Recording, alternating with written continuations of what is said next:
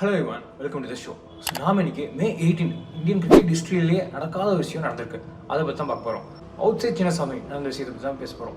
ஒரு toxic behaviour from RCB fans or Bangalore crowd. இந்தியாவில் cricket வந்து ஒரு ரிலீஜன் மாதிரி, ஓகேவா? ஸோ 1996 வந்து வேர்ல்ட் கப் தோற்றதுக்கப்புறம் ஸ்டேடியத்தில் ஃபயர் வச்சதாக இருக்கட்டும், 2007 வேர்ல்ட் கப்பில் லீக் ஸ்டேஜஸில் எலிமினேட் ஆனதுக்கப்புறம் பிளேயர்ஸ் உருவப்பொம்மை அடிச்சது, பிளேயர்ஸ் வீட்டில் கள் எடுத்து அடிச்சது, அந்த மாதிரி விஷயங்கள் நடந்ததாக இருக்கட்டும். ஆனால் இந்த மாதிரி ஒரு பிஹேவியர் எப்பவுமே நடக்கலை.